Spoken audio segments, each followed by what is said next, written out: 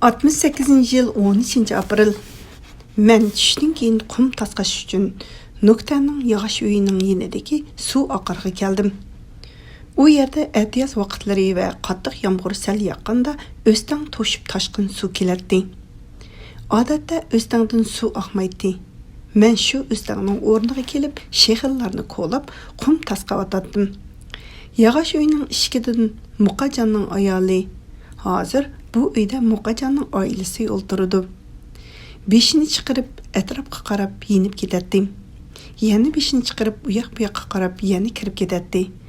Şundaq bir qancha mərtəbə təkrarlanğandan keyin mənə qiziq tuyuldu. Nima bolğandı? Bu ayal nemişqə unda qaraydigandı deb heyran bo'lib öz işimni davamlaşdırıverdim. Bir saatdan keyin o ayal ətrafqa qarab olub, şundaq tez menib mənə 2 metr arlıqdakı yerə kelib, köynükini lap qılıb yeyib hacətə o'tirganda qılıb o'tirdi. Hoy, bu ayal meni ko'zgimi ilmasdan yenimə kelib hacət qılıb atıdığı deb ko'nglim şundaq yaman bo'ldi. Tətir burilib qumni pasqavatdım. O ayal mənə, "Hey balam, quloq sal. Axşam ögüniş qrupsiga yig'ib kelgan minbinglar xalq askari ga yig'in echib uqtiribdi. Sening ota-onangni shahardan elib kelish uchun bir mashina minbinglar ati mangdi ekan. Ularni otobusdan bizning uyga qadar 7 kilometr yiroqlikdagi egiz tog' bo'lib, uningdan tushgandan keyin ishlab chiqarish atrat ondan bizning atarga keldi. Mushu orliqda piyoda sazay qilib, shuar to'lab haydab kelmoqchi. Agar elib kelib qolsa, urib o'ltirishni aytgan. İkisimi saqalmaydı. Mümkün bo'lsa, boshqa yoqqa ketib yo'shirib turib kelmagani yaxshi. Men sana shuni deb qo'yay deb oram bir xoli vaqt tepib keldim. Tezroq xabar qilinglar, bugundan qolmasin deb hojat qilgan kishidek bo'lib, o'rnidan turib uyga kirib ketdi. Bu xabar menga bek og'ir tuyuldi. Haqiqatan hozir bular bundaq ishni qila olmaydi deyishga bo'lmaydi. Qanday qilish kerak? Uyda faqat singlim Firdavsdan boshqa hech kim yo'q. Hammasi shaharga ketgan edi.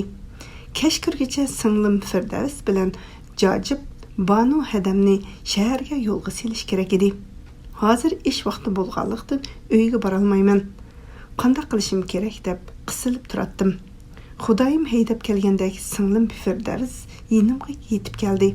Men uningga anglagan so'zimni aytib, birdan va "Sen bir amal qilib hozir ketsang yaxshi bo'ladi" dedim. U mu qattiq ansirab ketdi. "Qanday qildik?" deb to'nglagan kishidek titraydi. Men sharga boradigan mashina yo'qmidi dedim. Firdavs yodiga bir narsa tushgandek. Ras, men hozir Gongshining yenidagi harbiy qismiga berib, mashina kelganligini ko'rdim. Berib so'rab ko'rayli, balki minib qollar deb oldirab to'xmishdan burilib Gongshi tarafga ketdi. Ko'p kechikmasdan qaytib kelib, yarım soatdan keyin shaharga mangdigan bo'ludi, elib ketayli dedi deb keldi.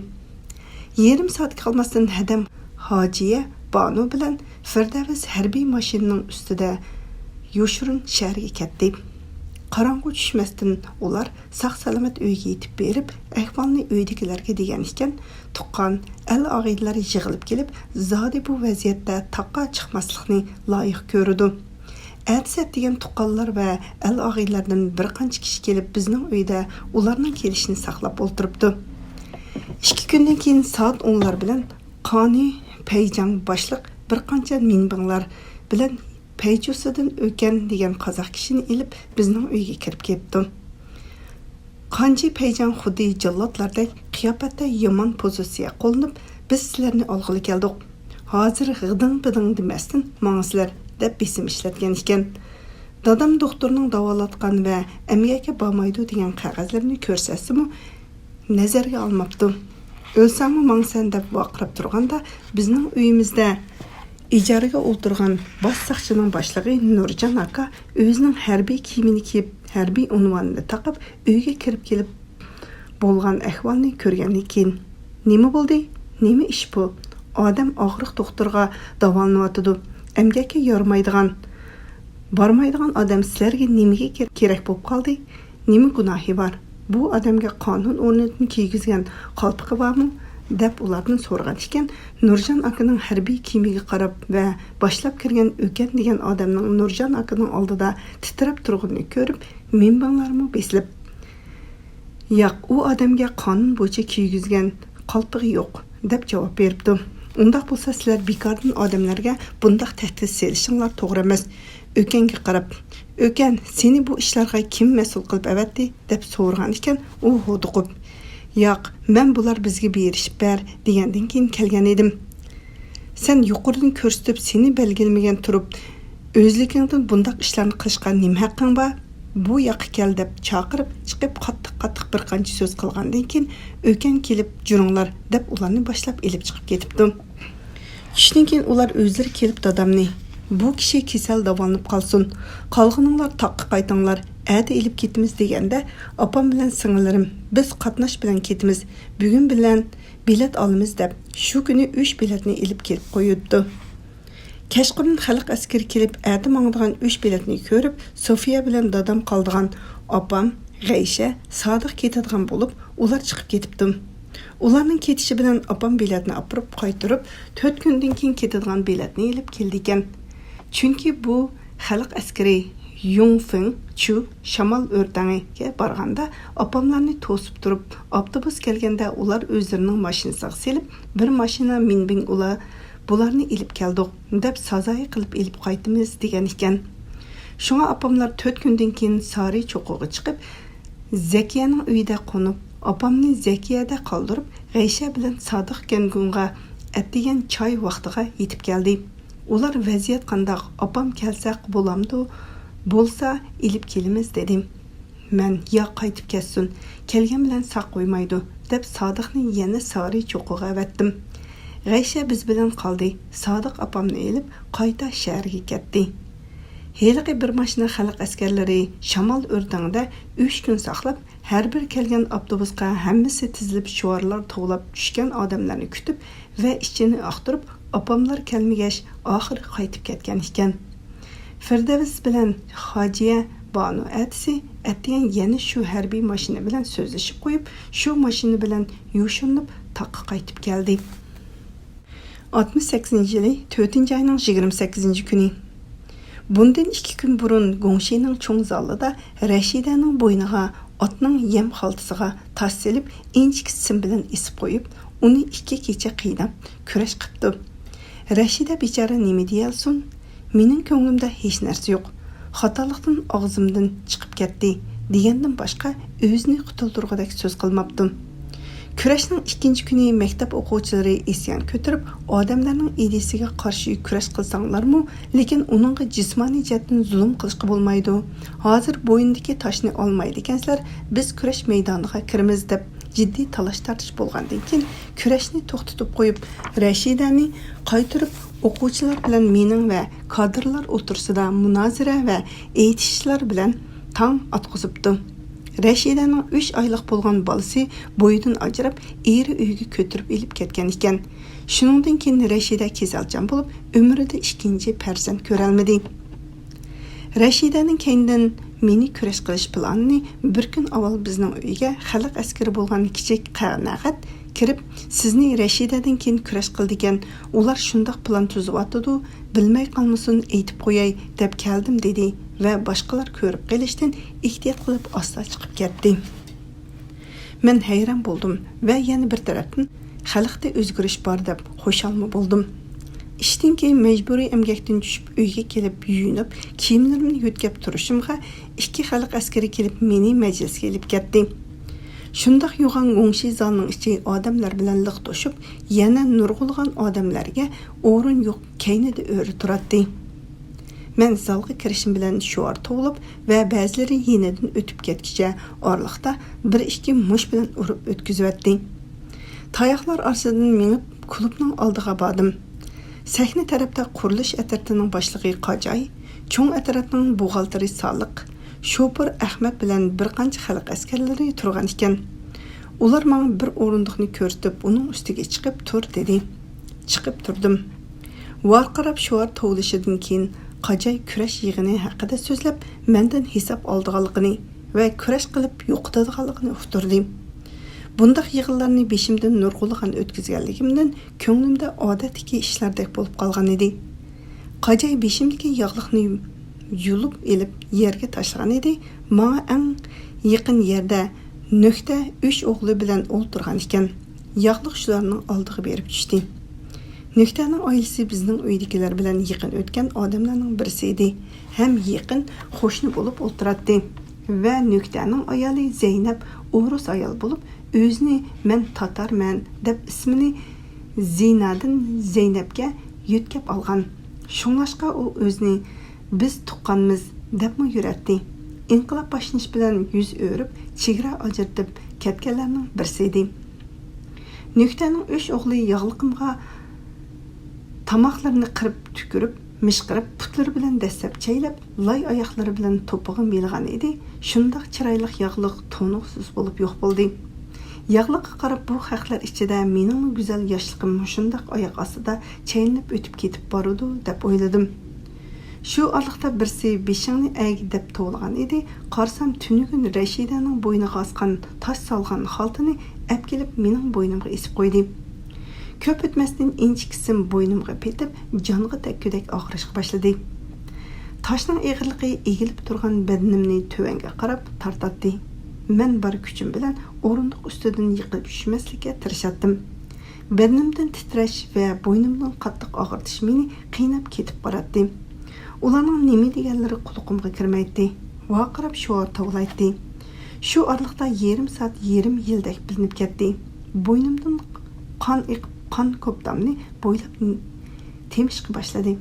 Bo'ynimni tutib boqqim keldi. Ammo chidab bumi o'tib ketadi deb tishimni tishlab g'ayrat qildim. Ko'p kechikmay eshik oldida varang-churing ko'tarildi. Majlis boshqaruvchilarni xalq askarlari chaqirib chiqib ketdi. Taladan 2 xalq askari kirib, bo'ynimdagi tosh osgan xaltini ilib chiqib ketdi. Toshni olgandan keyin sim to'mir turgan yer tuz sepgandek etishib jinim siqirab ketdi. Ko'pchilikning oldida chandurmay deb o'zimni erkin tutib hech narsa bo'lmagandek turatdim. Daduy boshlig'i Saliq oldimga etilib kelib, ko'zimga barmoqni tiqmoqchi bo'lgan edi. Beshimni qochirib aran ulgurdim. Ular rostdan ko'zimni o'yib olg'odak turqi bor deb yuragim cho'chidi. Beshingni ag deb to'lab, yana qo'lni ko'zimga yugurtib kelgan edi.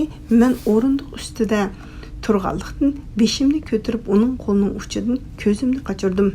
Bo'yi yetmay beshingni ag deb to'lab ketdi. Zalning ichida shuar to'plab to'xtagandan keyin Saliq oldimga kelib ochiq ovoz bilan "Sen aytib baqa, dadang Saliq qanday odam?" deb vaqirdi. Men xotirjam ham kaskin holda, mening dadam xalq uchun ishlagan, xalqni so'ydigan oq ko'ngil, insonparvar odam, hech kimga hech qanday yomonlik qilib ko'rmagan oliy janob chin inson dedim. Saliq o'rnidan etilib turib, "Ho'y, maningga qara, dadasini maqtayotganini ko'pchilik anglayapsizlar" deb to'g'lab ketdi. Ammo nimishqidir uning so'ziga bir odam bir ig'iz so'z qilmadi. "Hey ko'pchilik" deb to'rt atrofga burilib qarab chiqdi. Hech kimning bir narsa demaganiga hayron bo'lib, asta berib o'ltirdi. Zalning ichi bir oz jim bo'lib qoldi. Qajay o'rnidan turib, "Sening otang Saliq Gomindangda ishlagan. Gomindang qoldiqi, uni nimishqa demaysan?" deb oldimga yugurib kelib, javob ber. "Buni demaysan-ku, hajab" deb tovladi.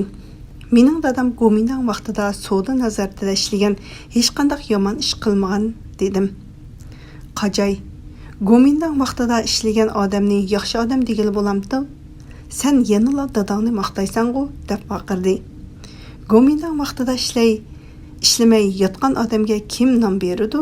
U vaqtidami odamlar ishlab kun ko'rgan, odamlar hayot ekan, qaysi vaqt bo'lmasin ishlab yashaydi dedim.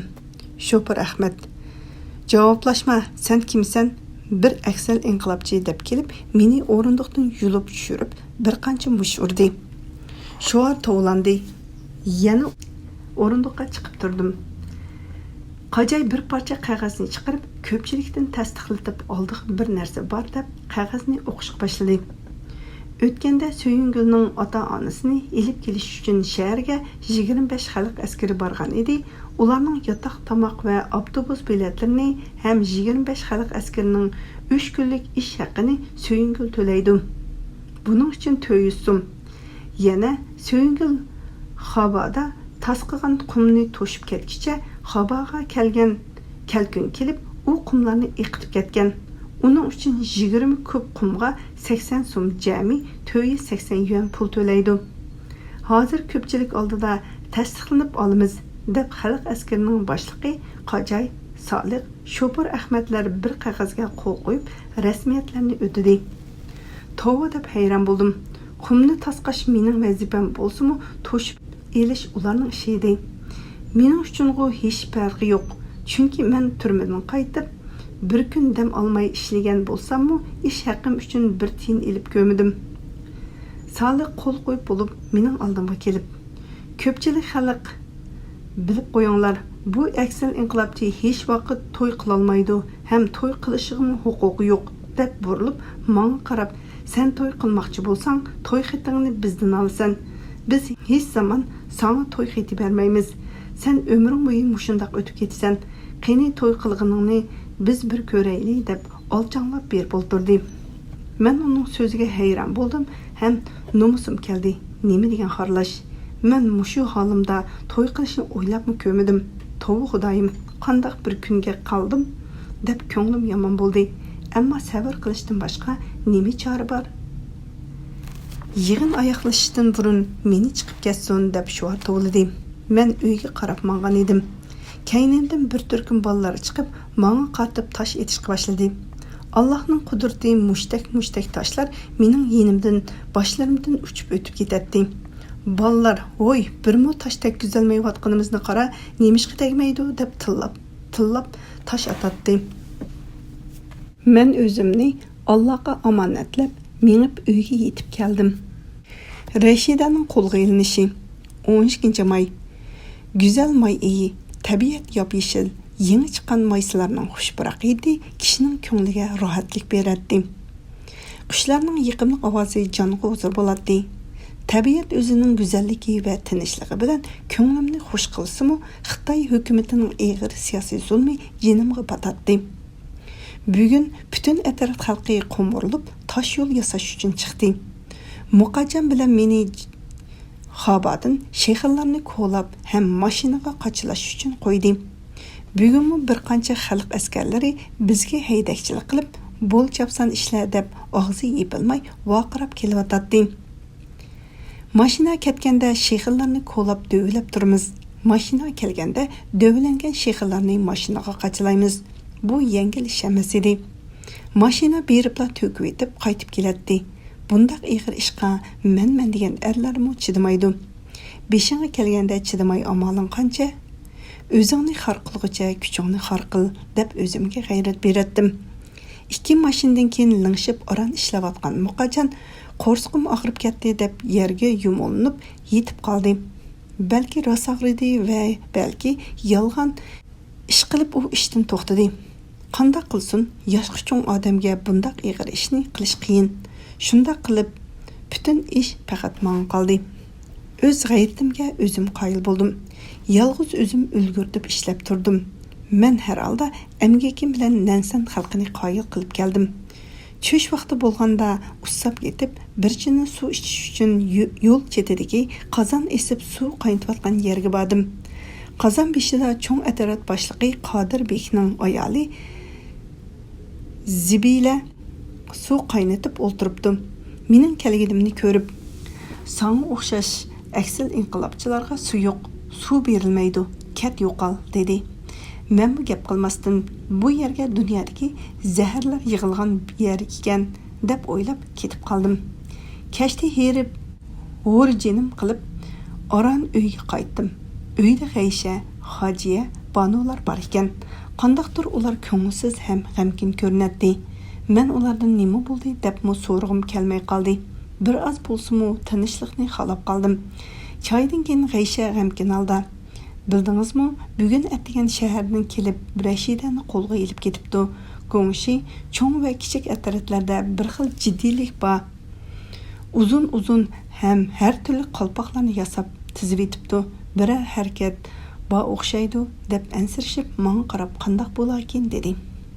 Bechora bitmas baloga uchrabdi. Alloh yordam qilsin deb ichim og'ridi. Hojiya Banu bechora Rashidaning 2 yoshlik kichik bolasi bor edi. Bolasiga qiyin bo'ldi dedi. G'aysha nima uchun undaq ko'p qalpoqlarni yasadi? Mening yuragim cho'chiyotdi. Yana nima ishlar bo'lar ekan dedim. G'am qilma, bo'lganini ko'rding dedim. 68-yili 17-may. Tabiat shuncha go'zal. Osmon ko'p-ko'k, yub qo'ygandek parqiraydi. Atrof yop-yeshil. Nansarning idir sayliq tog'lari chiroyli gullar bilan naqshlangan yeshil to'nni kiyib, qaysar qarg'aylar bilan mag'runib ko'ksini kerib atrofga nazar silib turadi. Gulchimanlarning xushpurak hidiga to'ymay, chunqur nafas ilib, tabiatdan huzurlanadi. Bugun meni tosh yo'l yasashga avatmay, elib qilib, ot qo'rining uduldagi tog' tumshuqidan qum ko'lashga buyurdi. U yerda yolg'iz o'zim ishladim. Bugun Gongshi bilan atardarligida qandaqdir bir jiddiylik bor edi. Odamlar oldirash u yoqdan bu yoqqa yugurishadi, otliq chopatdi, tovlashadi. Xuddi bir cho'ng ish bitirayotgandek jahonga sig'may ko'ranglab, bekordan bekorga tovlab qo'yadi. Iskladning ho'ylisida 20 dak odam yerga dengaklarni o'rnatib, taxtaylarni mixlab, oldirash sahni yasayotdi. Men majlisni shu ho'ylida ochsa kerak deb o'yladim. Buningga qaraganda tanqidiy cho'ng yig'in o'tkazib, shu orqali xalqning yuragida mavjud bir to'lqin ko'tarmoqchi o'xshaydi. Bu sahnada o'yin qo'yuvchilarning bosh rolida yana men bo'lurman deb o'yladim. O'lmay amon qolsaq, umr o'tib ketar deb har qanday yomon o'ylarni ko'nglimdan chiqarib xotirjam ishlamadim. Lekin qapqim to'xtamasdan tortadi. Ko'nglim yomon bo'lib, bir ko'ngilsiz ishning bo'lishini sezadi. Tushdan keyin bo'lganda otliq minbinglar tog'dan eshib piyoda qalpoq kiygan odamlarni oldiga selib, haydab kelishga boshladi. Har bir kichik atrofdan qalpoq kiygan odamlarni Gongshi binosining oldiga elib kelib, atrofdagi donglarni choptirib, to'pisini to'shitib ishlayotdi. Birer soatdan keyin cho'ng atrof tarafdan bayroq va mavjushining rasmlarini ko'tirib, uylardan odamlarni yig'ib chiqib, shuar to'g'lab, men tarafga qarab kelishga boshladi. Kishilarning ong oldida bor ovozi bilan baqirib, Solihning ayoli Qayinmajal keladi. U odatda bir kunchilik yerdan mening qaramni ko'rib qolsa, hech sababsiz bekorga yurib yo'qolsin So'yingilni yo'qotayli deb to'g'lab yuradi. Dastlab menga bek ig'ir keldi. Men buningga nima qildim? Buningdan burun men uni ko'rib boqqan odam emas, ham hech qanday munosabatim yo'q. Keyin uning vaqirashlarini o'zining odati deb bilib, e'tibor qilmasdan ketavergan bo'ldim. Kishilarmi uning bu ishlarga ko'ngil bo'lmaydi. Uning qo'rqadigan bir inchki yeri bo'lsa kerak deb o'ylab qo'yatdim. Ular sayda mening udulimga kelib, "Qo'ralingni ilib tush" deb to'ladi. Men kiyimlarimni qiqib, chachlarimni tarab, yog'liqni yaxshilab bog'lab, bo'lg'icha ular sayda shuar tovlab, mening tog'dan tushishimni kutib turdi. Bir turkum odamlar shuar tovlab Muqajanning uyining oldiga berib to'xtab, u yerdan Muqajan, ayoli va o'g'li Shug'ayiqni elib chiqdi. Ular yetib kelguncha tog'dan sakrab tushib keldim. Meni sapning eng oldiga, mening keynimga Sug'ayif va dadisi opsini tizib, 50 dak odam bizni Gongshining oldiga elib mangdi. Men kishilar oldida tushkun tuvan turishni yaxshi ko'rmayman. Shuning uchun har doim o'zimni ruhliq ochiq tutishga tirishatdim, ham shundoq yuratdim. Ammo har qadamda bir ruhiy zarbaga uchrab keldim. Gongshining kaynidagi do'nglikda ishlayotganlarning yeniga elib kelib qo'ydi. Birer yüzdak odam qo'rqindan jon talishib ishlayotdi. 40 ga yaqin xalq askari xalqni haydab ishlatayotdi. Men tonimaydigan nurg'ulg'an odam kelgan ekan. Bu odamlarning bir-biriga qarag'udak holi yo'q. Oldirash ishlaydi. Men yetib kelishim bilan qo'limdagi jo'to, yer qo'laydigan ushliq to'mirni birsi yulib oldi. Qo'limdagi gurjak bilan zambillarga to'p silayotdim.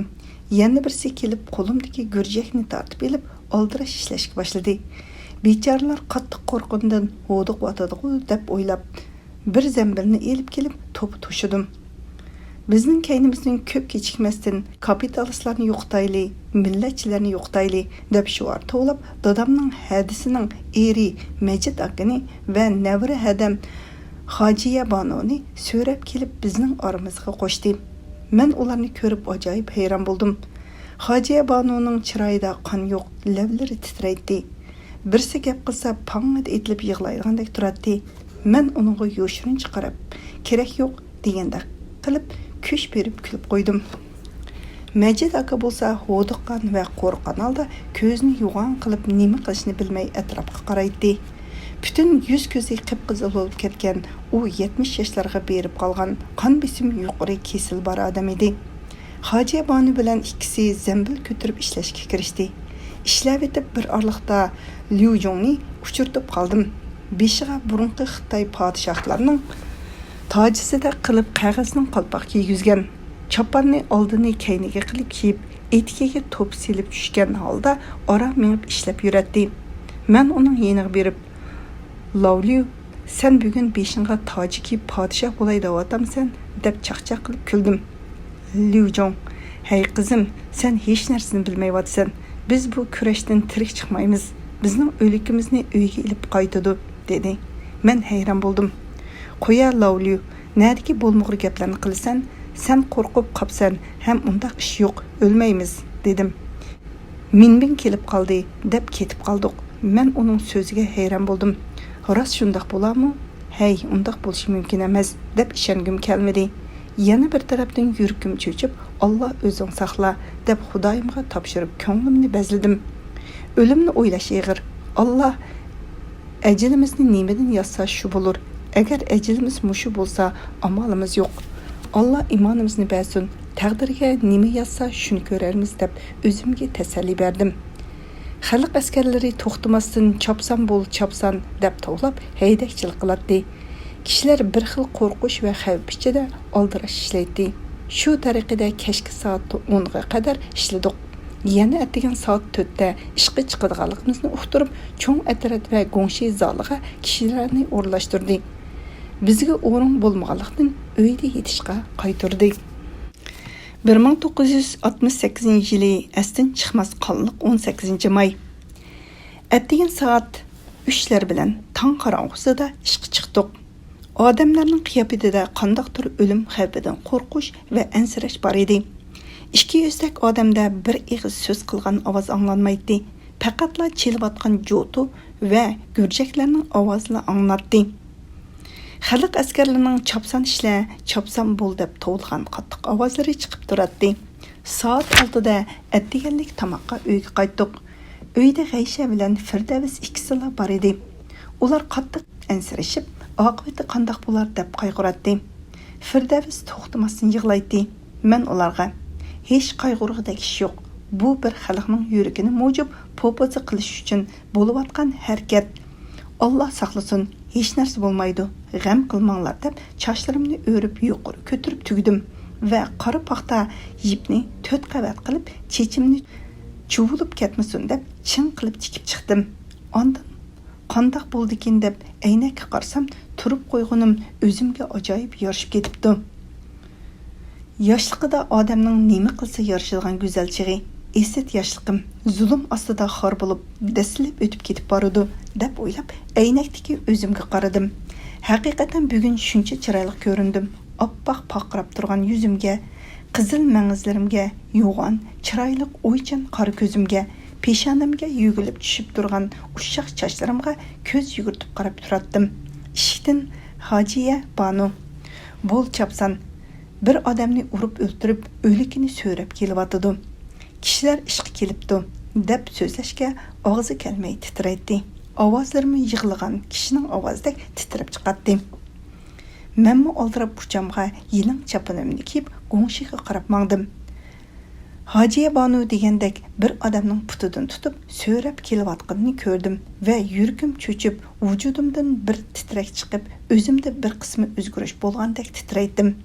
Heliqi ayollar so'rab kelayotgan odamni bir tarafdan tillab, bir tarafdan tepib kelyotdi. Hammadan Saliqning ayoli Qayni Jamolning ovozi qattiq chiqadi. u ham chayqirab yurib to'xtamay tepib keladi. Mening quloqimga Lujongning biz bu kurashdan tirik chiqmaymiz, o'likimizni ilib chiqadi degan so'zi takrar yangrab ketdi. Men Xanzular har qanday ishni oldindan bilib turdi. Uningga Xanzular aytgan buningga qaraganda shunday plan bo'lsa kerak deb ko'zimga o'lim ko'rindi. Oldirash ish maydoniga qarab ketdim. Kishilar ishga tushayotgan ekan. Men bu yerdan gurchakni ilib to'pi qo'lashga kirishdim. Taraf-taraflardan turli qalpoqlar kiygizilib, nurg'un odamlarni piyoda haydab kelib, bizning qatorimizga qo'shdi. Bechora xalq qo'rqindan o'zini yo'qotgan edi. Xalq askarlari bilan aktivlar o'rta va boshlang'ich maktablarda shuar to'lab, maktab mudirlari va o'qituvchilarni so'rab chiqib, bizning qatorimizga qo'shmoqchi bo'lgan edi. Ular qarshilik bildirib munoziralashga boshladi. Maydonda ishlayotganlarni vaqirab yurib, har bir atrofning odamlarini ayirib tizib chiqdi. Qurilish atrofining oldiga mening keynimga Muqajon, ayoli ham Shug'oyibni, ularning keyniga Majid Avizi va Hojiya Banoni va maktab mudirlari ham o'qituvchilarni va cho'ng atrofdagilar bo'lib, bir guruh qilib tizib chiqdi. 1 metr uzunlikdagi qalpoqni mening beshimga kiygizdi. Har turli rangdagi uzun lentalarni qalpoqqa bekitib qo'yibdi. Qalpoqni kiygandan keyin uning ichida o'zim yo'q bo'lib ketdim. Yerga tushib turgan lentalarning ichida kim ekanligini tonish qiyin edi. Turli qalpoqlarni bir qancha odamlarning beshiga kiygizdi. Ondan bir xalq askari yugurib kirib, go'ngshidan qora bo'yoq aralashtirilgan harvo yig'ini ko'tarib chiqdi. Birinchi bo'lib mening yuzimga qorni surkidi. Bu menga bekmo ig'ir keldi. Men nima qildim? Nima gunohimga yuzimga qor surkaydi? Men faqat al-baxti uchun, elning erkinligini, mustaqilligini, ozodligini xohlab, ham shuningga tashna bo'lib, o'z hayotimni, yoshligimni o'ylamay qurbon qilgan edim. Mushuningdek nadonlikdan, qorong'ulikda, zulmda qolgan xalqimni uyg'otishni umid qilib, buyuk ishga qadam qo'ygan edim. Mening el oldida hech qanday gunohim yo'q. Yuzimni qora bo'yug'idek aybim yo'q. Biz mushu ulug' g'oya uchun har qanday qiyinchilik va ig'irchiliklarni yengib chiqdik deb o'ylagandan keyin o'zimni kuchli ham buyuk g'oyaning vakili sifatida mag'rur qiyofatda sezdim. Shu o'ylar bilan qalpoqning yuzimga tushib turgan lentlarni tuzitib turatdim. Shundoq yo'g'on bir mush bilan qo'limga keltirib urgan edi. Jinim chiqib ketgandek bo'ldi. Qo'lim sungandek og'rib ketdi. Tishimni tishlab o'zimni ora tutdim. Hey, rostdan bularning alpozi yomon-ku deb o'yladim. Keynimdan o'qituvchilarning yuziga qora surkisa kerak, ularning qarshilik qilib vaqirgan ovozi ranglandi. G'olim muallimning o'tkir ovoz bilan bugun bizni emas, sana o'xshash partiya ichiga kirib yo'shirinib olgan huquqdorlarni so'rab chiqib, kurash qilib hisob elish kerak. Qodirbek, sen o'zing javob ber. Bugun Qabdal, Soliq hammanglar hisob beradigan kuninglar. Sizlar bizdan hisob elish emas, o'zinglar hisob berishinglar kerak deb to'g'lagan edi. Bir to'p xalq askarlari yugurib berib, ularni silkishlab so'rashga boshladi. Varang-churung ko'tarildi. Shu arada Aliqon muallim xalq askarlariga qarab, sizlar xato qilyapsizlar. Men sizlarga har qanday keraklik bo'lgan ishlaringizga yordam qilib kelgan edim. Men sizlarning odaminglar edim. Meni xato tutyapsizlar deb xuddi hozir o'limga ilib bordigandek yolvorib ketdi. Xalq askarlari Qabdalni boshlab keldi. Aliqon Qabdalni ko'rib, "Og'ay, men sizlarga yordamlashgan edim. Menga yordam qil" deb vaqirib, xuddi uni so'rab chiqib o'tqa atadigandek yoki o'lim maydoniga ilib mangandek qo'rqib yolvoradi. Qabdal bo'lsa o'zini bayni mavjushidek ko'rib, ko'ranglab, kerilib, olchanglab menib xalq askarlariga ishorat bilan qo'yiver dedi. Alqon xushalliqidan yig'liq tishga tasqaldi. Mavjushi yozsin, tuman ming yillar yozsin deb ikki qo'lini yuqori ko'tarib, shuar to'lab eriq bo'yiga yugurib tushib, yuzidagi qora bo'yoqlarni yuyib chiqdi. Bütün o'qituvchilar uningga shundoq nafrat ko'zi bilan qarab turadi. U o'qituvchilar orasiga kirolmay, eng oxirga berib turdi. Har bir atrof bo'yicha tizilib, kurash maydoni bo'lgan iskolat qo'rosiga qarab ketdi. Birinchi bo'lib ketgan atratning maydonga kirishi bilan vaqirashlar, tovlagan ovozlar odamning yuragiga surlik qo'rqinchli bo'lib anglatdi. Maydonning o'zida voleybol to'pining po'ng'ildab urilg'ini anglab turadi. Urumchi nashriyatida ishlaydigan bir qancha yosh qozoq yigitlar dam olg'ili kelgan ekan. Balki ular isklat yenidagi maydonda to'p o'ynavasi kerak. Chashqanqa qiyin mushuk o'yin deb nima ularning to'p o'ynag'isi kelib qolgandir deb o'yladim. Kechikmasdan bizmi maydonga kirib keldik. Yerda qonga melinib, to'pida hussiz yotgan Madir mullani ko'rib, yuragim juq qildi. Bugun kurash yig'inidan tirik chiqmaymiz degan so'z quloqimda yangradi. Maydonga yetib kelishim bilan 10 ga yaqin xalq askarlari va qajay, soliq, qanaqatlar yo'lbostak etilib kelib meni o'tirg'i so'rab chiqibla taras-turus mushlab ketdi. Heliqi voleybol to'pning urilgan ovozi to'pdan emas, odamdan chiqadi ekan. O'zimni urganda bildim. Bosh ko'z demasdan gupildatib so'qib, yo'g'on o'taklari bilan tepishga boshladi. Men o'zim nima bo'lganini bilmay qandoq qoldim. Mavjishiga boshak, xalqqa boshak deb tovlab mushlaydi. Xalq qayerda, mavjishi nada bilmadim. Burnimdan va og'zimdan qon etilib chiqishga boshladi. Beshimdagi qalpoqlarmi nalarga ketdi, dastlab yo'q bo'ldi. Qancha martaba yiqilib, qancha turg'unimni bilmayman. Men faqat yiqilib, oyoq ostida dastlab qilishdan qo'rqatdim. Yiqilishim bilan chaqqan sakrab turatdim. Ular urib bo'lgandan keyin meni so'rab kelib, Gongshining shujisi O'marbek dastlab turgan uzun o'rindiqqa chiqarib, engishtirib qo'ydi.